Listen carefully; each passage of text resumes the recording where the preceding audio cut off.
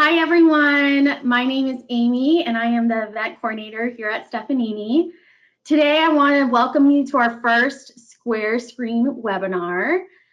Today is super exciting because we have the whole marketing team of Northern America and APAC joining us today as our speakers. We will be talking about which digital habits we've embraced since COVID. We are recording this session, so we will be sending out a link later today with some key takeaways that we want you to remember from the webinar. So let's go ahead and get started. Carla Ferber, would you like to introduce the team? Yes, it's going to be a pleasure. And thank you everyone for being here with us. That's, like Amy was saying, our first virtual roundtable, which we call Square Screen. And so everyone is going to talk a little bit about the trends that we see with ourselves and that we see in the market about digital habits. And those new trends are new habits that we all are having. They are going to be reflected on how new business will be done, because it's the most stronger way of consuming products, solutions, habits. It's how we have to build our business after that. So let me introduce Mary. She's going to be leading the presentation. Hello, my name is Mary Mattingly, and I'm a content specialist here at Stefanini. I'm really excited to be with you all today. So I'll turn it over to Scott now. Or maybe Vanessa can jump in. Sure. Hi, I'm Vanessa. I am a marketing manager at Stefanini. I am responsible for all the communications, internal and external communications. I will introduce Anna. Hello, my name is Ana Souza. I am responsible for lead generation here at Stefanini, and I'm also really excited to be with everyone today. Laura? Hi, I'm Laura. I'm a graphic designer, and I'm also excited to be here. Someone else hop on and we can introduce you. And this is Tim. Tim, you want to introduce yourself? Yep, I am Tim Basham, a graphics designer for North America APAC. And then I'll shoot it over to May. Hi, this is May Cattell. I'm based in Manila, but I'm part of the North American and APAC team. I'm with digital marketing. Aubrey? Yeah, hi, I'm Aubrey. I'm from Philippines. So I'm responsible for SEO for our website. Jerome? Scott? Okay, hi, I'm Scott. I am a content writer with the marketing department. Now I will hand it off to Jerome. Yeah, I am Jerome and I am in charge of lead management and Salesforce administration. And I'm also in the Philippines. Good. Are we missing anyone? 200, Tim, I think everyone went. Oh, we're missing Manta. Manta, she's responsible for analyst relationship, but she won't be able to join us today. She's not feeling well, but we have her on our minds. So Mary, do you want to take over? Okay, sure. All right, so as we are talking about, COVID-19 is giving us new digital habits, but I'm sure you're wondering, what exactly does that mean? So if you're anything like me, you might find that since the lockdown has taken place, you've spent more time on your phone, on your screens. I know if you have an iPhone, it might say that your screen timing report has gone up. Maybe it's doubled, maybe it's tripled, with just finding stuff to do and finding ways to communicate in this time. According to Global Web Index, we found that over 80% of consumers in the US and UK are saying that they're consuming more content since the outbreak. So this isn't just a millennial thing, this isn't just a Gen Z thing. Every generation is experiencing this. Gen Z, millennials, Gen X, boomers, we're all turning to the internet to either find more information about COVID, to consume content via streaming platforms like Netflix. But basically, we're finding that we're seeking out new ways to communicate, a lot through video chat, and that suddenly the internet, which was definitely a must-have before, is suddenly a huge necessity. It's the way that we are connecting with each other. It's the way that we're working from home. So we're finding that our digital habits are changing because we suddenly have a huge reliance on digital. So coronavirus is changing us, at least in the United States, right? The majority of us since March have been stuck inside. We found that major events we were maybe looking forward to have been canceled. Artists like Taylor Swift, Harry Styles, and Billie Eilish all had to reschedule their tours, really highly anticipated tours. March Madness was canceled for the first time since its inception in 1937, and much more, of course. So, of course, thanks to the global quarantine, people are coming up with new ways to connect, have fun, even receive medical care. But we're finding that these habits are probably not going to go away after the pandemic is over. So let's go ahead and explore some of our new digital habits. So the first thing we're looking at is new ways of connection. We're in isolation now, we're social distancing, but because of that, we're humans, we're social creatures. We're trying to find new ways to connect. So I'll turn it over to Amy. So I know that Zoom and FaceTime are not a new thing, but we have had such an increase of usage since COVID. So we had to quickly adapt from our work relationships and start to meet on a virtual space. We have now kind of a new layer of social intimacy as we use audio and video, whereas before we would really just meet quickly, maybe Skype somebody a message, but now having the video where you can actually see somebody in their home, see their space around them, has added another layer of that intimacy that we normally don't get when we're just in an office together. Now that we're all using these platforms daily, we can also use them for fun things, not just work things. So staying connected with friends and using like a digital happy hour to be close to family and friends that live out of state. Also, we're using the platforms now for cooking classes and just like having, again, still meetings. So that was my new digital habit that I'm increasing to use since COVID. Carla, would you like to talk about how dating and marriages have been changing since COVID? Yes, I think everyone is, I think maybe this social distancing, it's also making us a little more lonely, and everyone is trying to search for emotional engagements. Everyone wants to be loved. Everyone wants to be with someone. So dating is booming. It's funny how we are apart and all the dating apps are booming.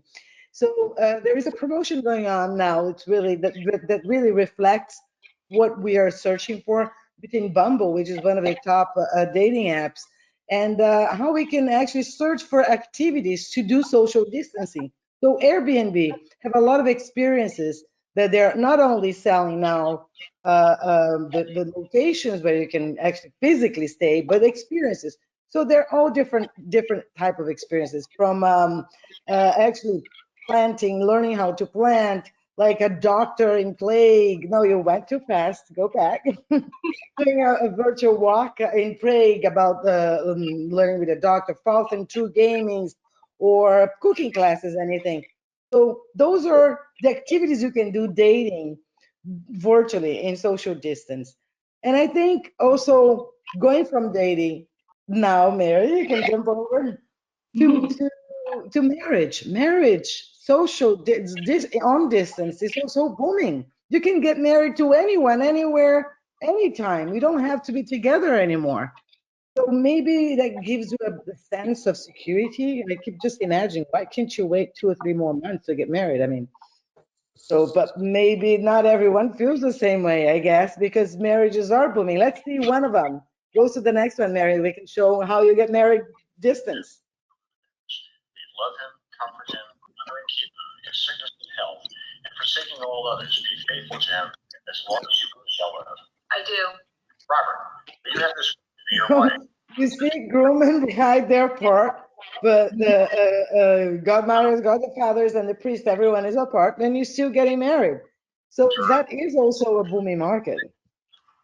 Yeah, Carla, I have to say that it's definitely heartening to see things like this happening with all. I know personal friends who've had to cancel their weddings due to the social distancing, so it's great that people can still connect in this way. And maybe that gives you a sense of security, that feel that things are not changing as much as we imagine, even though we are apart. You might be in two different countries, and you still want to be connected and make sure. There are more examples. So Aubrey, please, where is Aubrey? Let me jump out and bring Aubrey to give her example. So we're moving on to education now. Because of pandemic, most of the schools are closed now. So the students are forced to stop with their studies. Because of the technology, they can continue to study now. Interactive learning are very useful today, where modern technologies and powerful educational techniques, which are very engaging lesson through gamified content, so that the student can enjoy learning. Also, with the webinars, we can learn something new for the things that we want to know or what you find interesting. Some people, they found learning about another language. Maybe Jerome, can you share something about this? Yeah. 안녕. 저는 제로미고 필리핀 출신입니다. That translates to I am Jerome Sukgang and I am from the Philippines.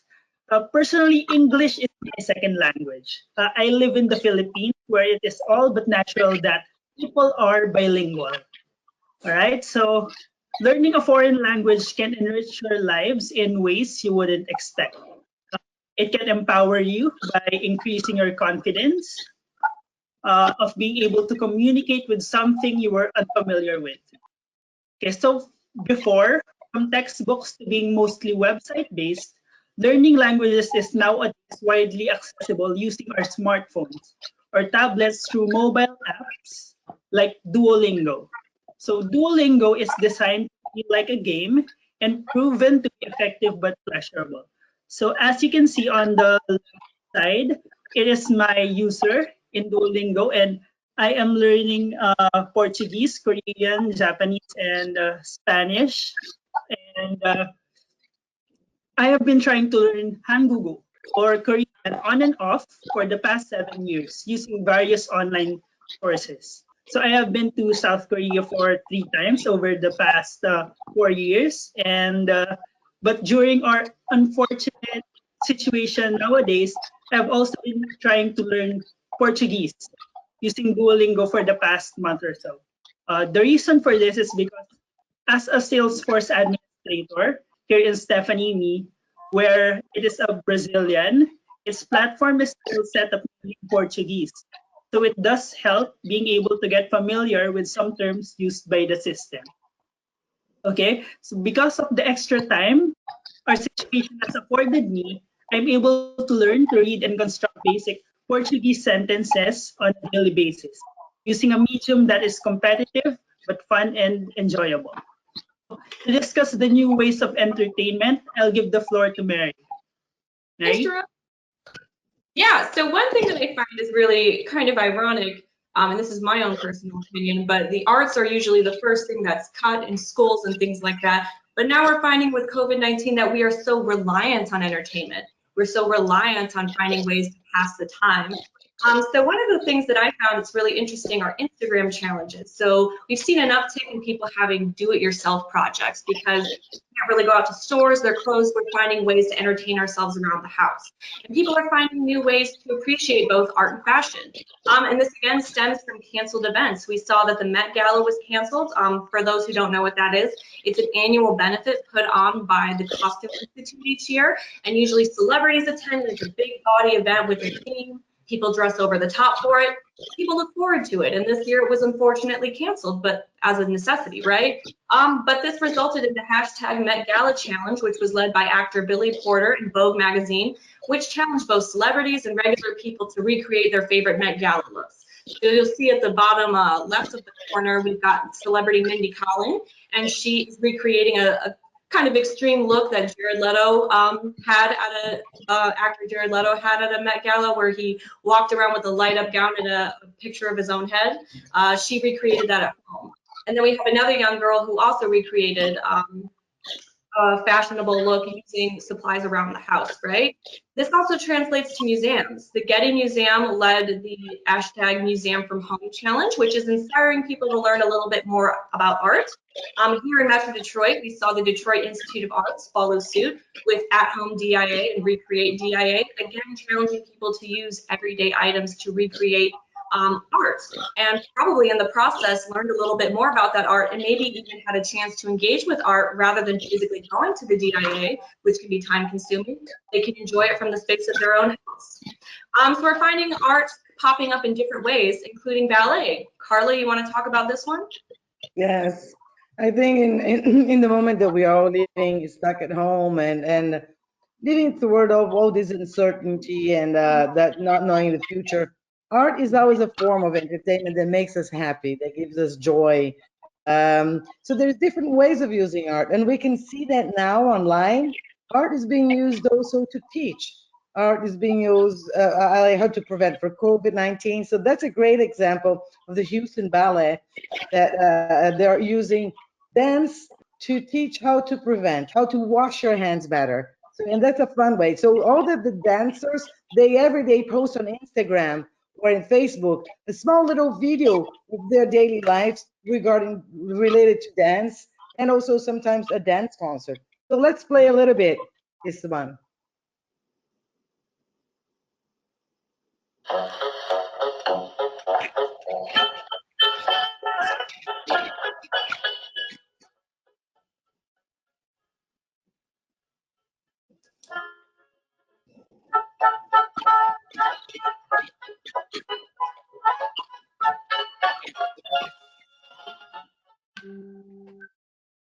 I think we're having some sound issues.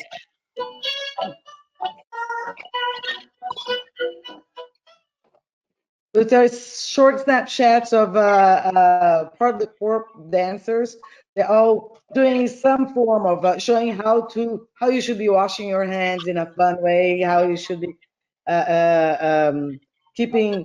preventing the COVID-19. But there are different forms of art too. So if you see music, that's, for me, it's amazing. If we move to the next one. So there's several, if you see the Philharmonic of Chicago, of Detroit, of New York, everyone is performing.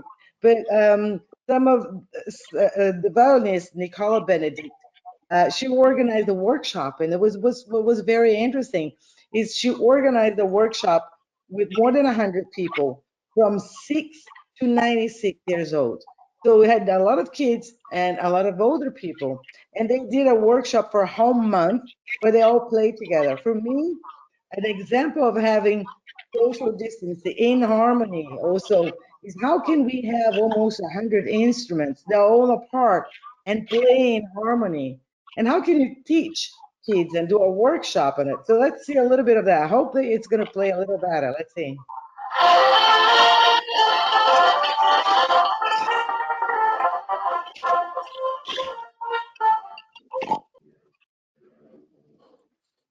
Yeah, I think we're having some connection issues today.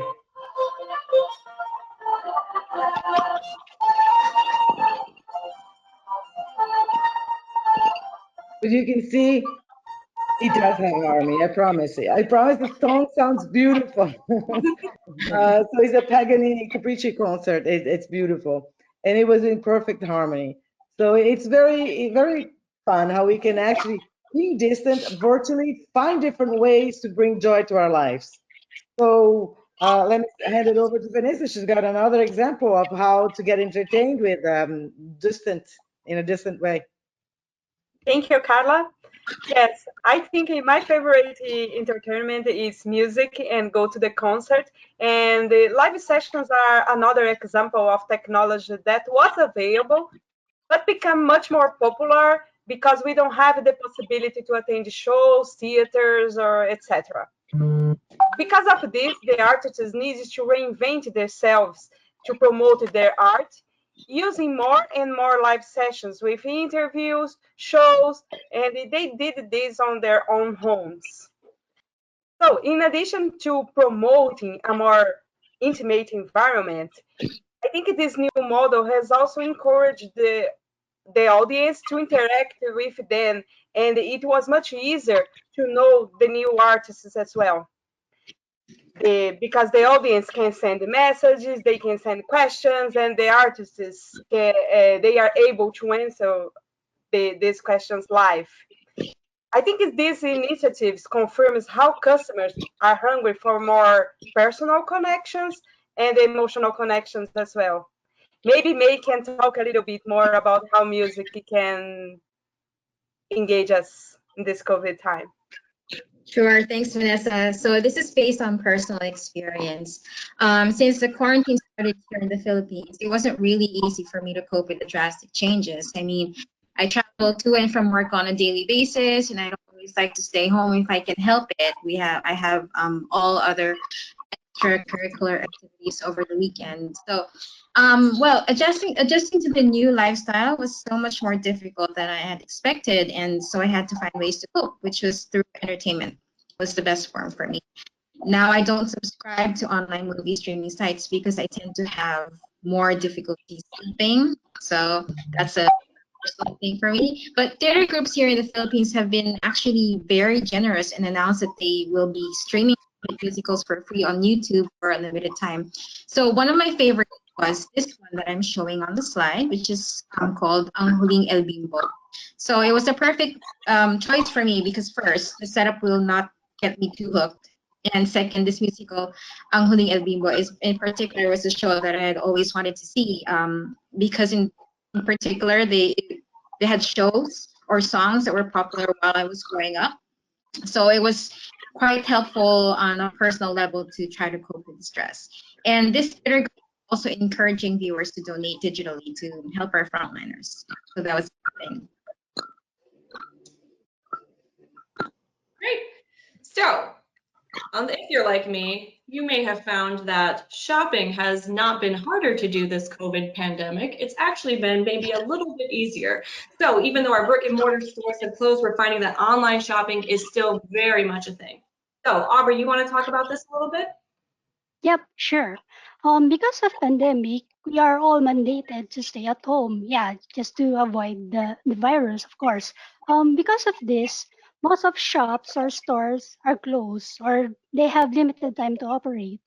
Because of this, people need to fall in line and wait for so long to buy their needs. Personally, I experienced it to wait in line for almost an hour to enter the supermarket and another almost an hour to pay at the counter. Sounds annoying, right? With this, online shopping or delivery are very convenient. What you need to do is just place your order and wait for the shop to confirm. Of course, you need to pay for it, and you only need to do is wait for the delivery man to arrive. With this, you don't need to go outside to fall in line and wait for so long. Just use the online application to buy some stuffs or the things you need um, at comfort of your home. Aside for online shopping, Anna, can you tell something what else can we do while we're staying at home?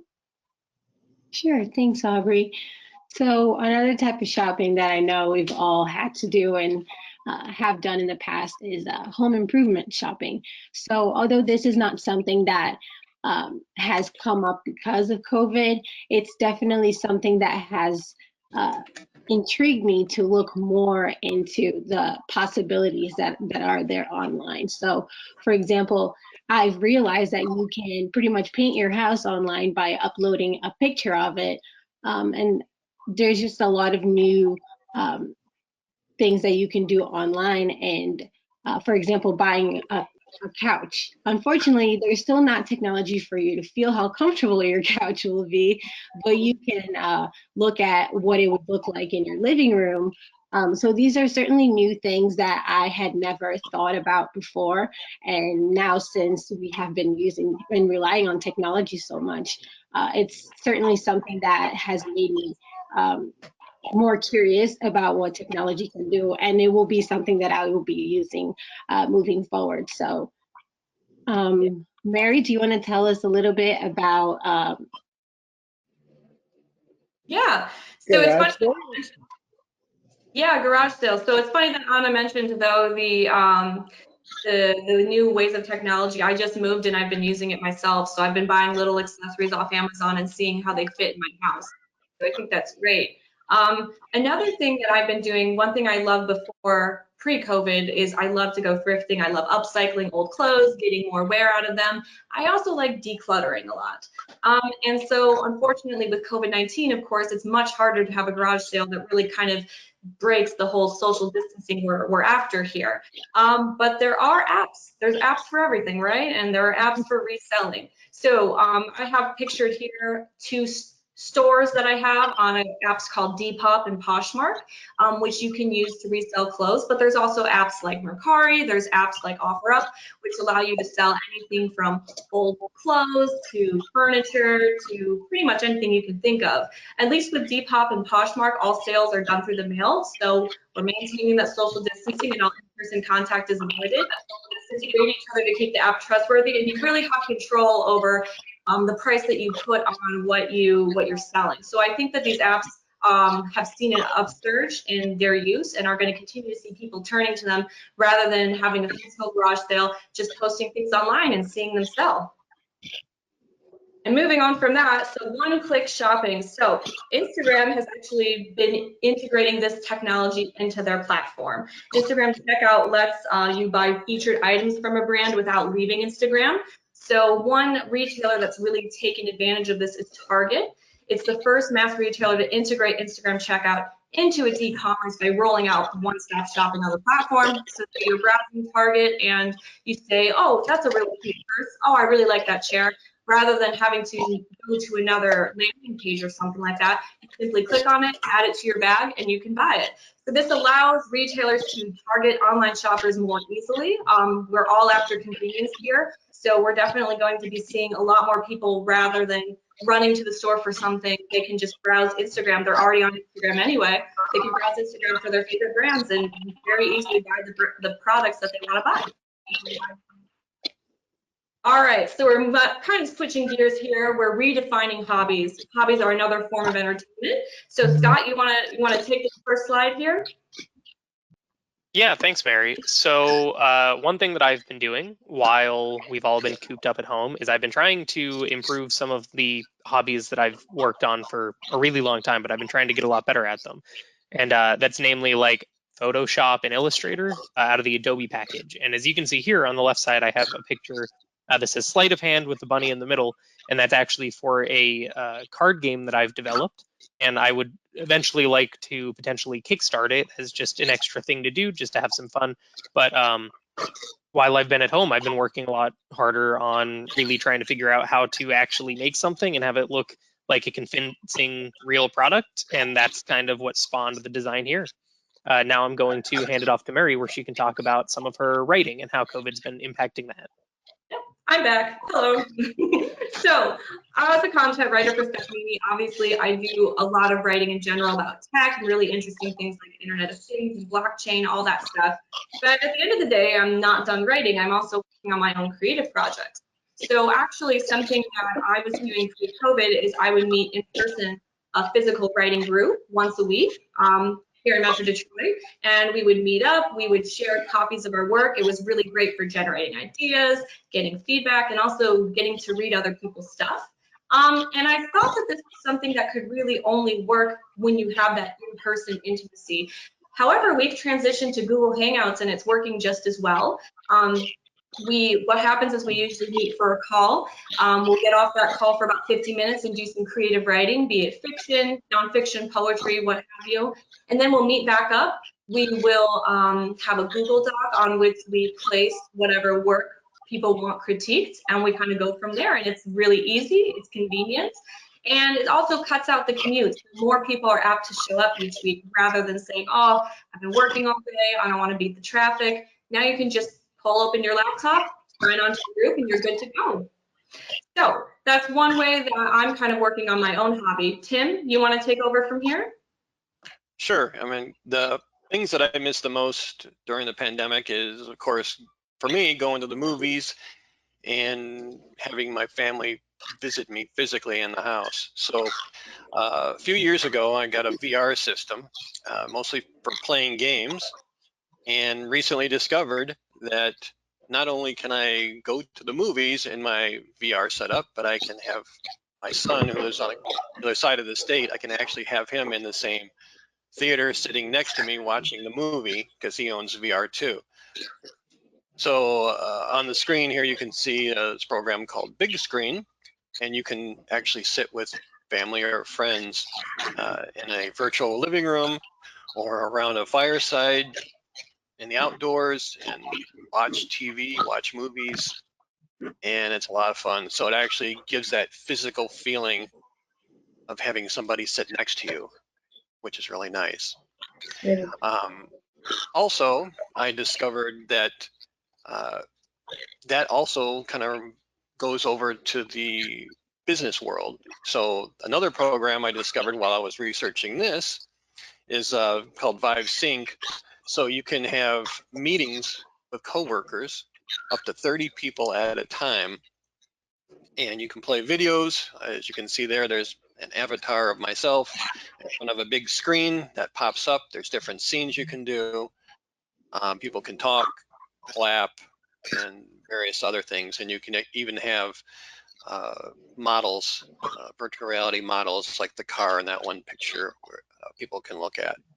So, and you can have whiteboards and things like that. So it's a really cool system. And right now it's in beta, but it's going to be coming to mobile hopefully soon, so people can use their phones and get in on these virtual meetings.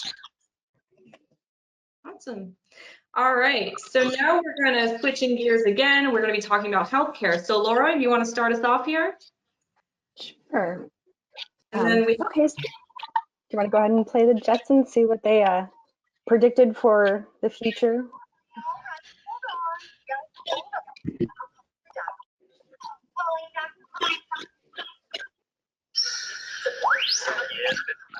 Somebody got a page in the doctor. I think the virus this time. Their prediction 60 years ago was pretty on for now. We're finally getting into really embracing having your doctor's appointments over a virtual platform. So it's not brand new technology. We did have it out there. As far as it being comfortable to do, it's just now finally starting to catch on, I think, because we don't want to go to the doctors necessarily where there's lots of viruses and germs. So being able to have an appointment from your home is much more comfortable. Another benefit is also that you don't have to commute. So, there's no driving time. There's also no wait time as far as sitting in a waiting room. Your appointment is at a certain time. You call in, they call in, and it works really quickly. And my daughter actually had an appointment and her doctor was going to be about a half hour late. So they called her ahead of time and let her know so she could just continue with her day and there was no interruption and then waiting time. So, all of those are really good benefits of being able to use these platforms. You can do it through a patient portal. You can do it through Zoom, FaceTime. Some of them are very simple. They'll just call you on your FaceTime and there's your appointment. And then also they have apps for pharmacy. So you can go on and order your prescriptions. You can have them sent to your home. You don't even have to go out. That's great too. And then they also have all of these services for the healthcare, mental health care. So, if you've got an appointment, you can just do it right on your devices. So that's nice and quick and easy also. And then if you want to go to the next slide. We also are doing a lot of apps for health workouts, and a bunch of social media fitness instructors will go on and do their workouts through social media. Personal trainers, you can have one-on-one personal training, and a lot of people are actually working out more now, partially because they have a little bit more spare time, but also it's so easy to every day get on and have your personal trainer right there in your living room. So it's all working well for our health.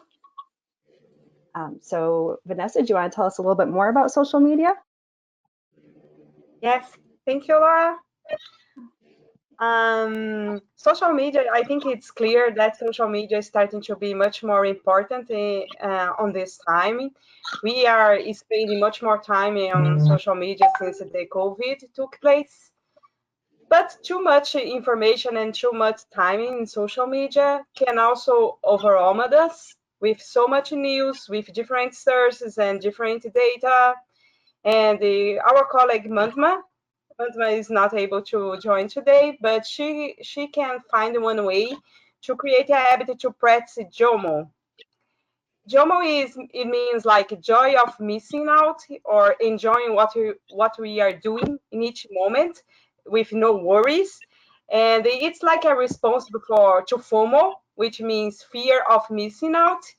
This is the fear of not being on the looping or not following the coolest trends. And the Mantma focus she was a little bit over worried, and she started to practice and just focus on the light and funny content and not serious stuff. If you could go to the next slide, Mary. Yes. So she's starting to sharing the very funny and happy moments with her family and her son, and the challenges in ninjas, challenges in general, and this impacts a lot her mood. Okay, Mary, would you like to finish? Yeah, thanks so much, Vanessa. So, thank you so much for coming to our presentation today virtually. So we're finding that COVID-19 has transformed the ways we're both producing and consuming content, as well as relating to each other. And while these habits have certainly seen an uptick thanks to the self-isolation, the self-quarantine, we're finding that they're likely not going to go away just because of convenience. For instance, telemedicine, those sorts of industries, more connection to our favorite artists. All of these, I think, are things that are going to be sticking around after the crisis has been controlled, leading to a more connected and empathetic world. So, like with everything else, COVID-19 is certainly accelerating the digital transformation. So thank you so much for joining us today. I'll turn it over to Amy now. Yes, thank you, everyone. We hope you enjoyed it. We just have one little quick question. Anyone can answer, but what is maybe your favorite, you didn't have to put that on it, but maybe your favorite digital habit, and what do you think is going to stick around the longest after COVID? Anyone? Personally, for me, I think that telemedicine is going to be something that sticks around, kind of what Laura was saying. I've seen my own doctor through several telemedicine appointments, and certainly it can't take the place of all, but for consultations, getting test results, things like that, I think being able to log onto a portal is great because, for instance, I've had appointments in the middle of the day and I just work around them. I don't have to factor in that commute. So I think we're going to be seeing a huge rise in telemedicine in certain aspects for sure. One thing it showed me those last 3 months, it's that we can be closer to people than we imagine. I'm originally from Brazil, and now I'm actually talking and seeing way more people in Brazil than I used to, because we're doing so many of the Zoom parties and videos and cooking classes and meetings. So because you have the capability of seeing everyone, you have the body language expression, it seems you are closer to the people. Before we would only talk on the phone. So first of all, I think we will get stuck on the habits of, we all live in different states, or even 30 minutes away or an hour away. It's not that easy on a daily basis. So you feel a little closer, you feel more comfort, but just to be aware, social media also, we engage a lot because we get to know about people we love without actually needing to be close to them. So I think that's the same thing. I don't think that we will just give it away, the Zoom meetings. I think we will stick with them because it's a way to feel more comfort, to feel closer to people. I think that we already embrace that. We will be using talking, like Amy was saying, talking with video. That's my thinking. my 2 cents. So thank you everyone for being here, and it was a pleasure, and I hope you enjoyed. Yes. Thank you. Thank you, everyone. I hope you have a great rest of your week. We'll see you next time. Bye. Bye.